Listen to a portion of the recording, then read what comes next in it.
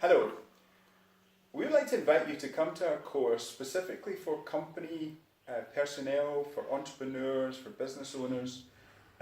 We will tell you a lot about how you can fight back against banks and creditors to get the best deal and not to leave yourself as vulnerable as you are at the moment.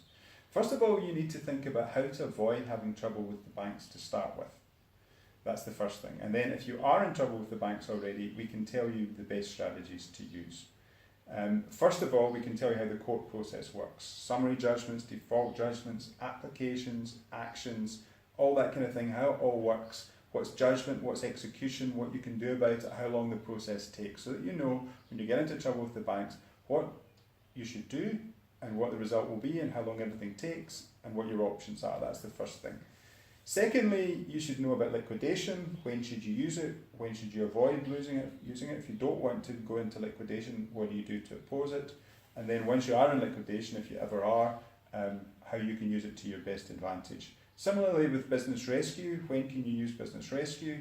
Can you use it when you're already in liquidation? What does a business rescue practitioner do? What are they supposed to do? How you can use that to your advantage. We'll go through that and actually how it works in practice, not just how it works in theory in the textbook. And then sureties. Some people just say never sign a surety. Well, if you can do that, that's definitely good advice. But we will show you how to change your sureties when the bank gives them in such a way that the bank will still accept them, but it won't give you anything like the exposure that a surety gives you at the moment. And we'll tell you lots of ways where you didn't think a surety exposed you when actually you're highly exposed.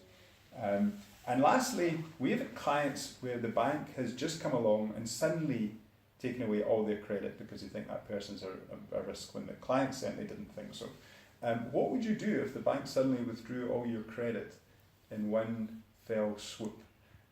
What can you do to avoid that kind of situation? We'll tell you all about that as well. And lastly, our constitutional case, what is happening with this constitutional case and what kind of cases, class actions will be happening in the future and how you can be part of that in the best way that you possibly can. So sign up for the course. We have limited numbers, but if you sign up now, then you should be able to get a place. We look forward to seeing you there.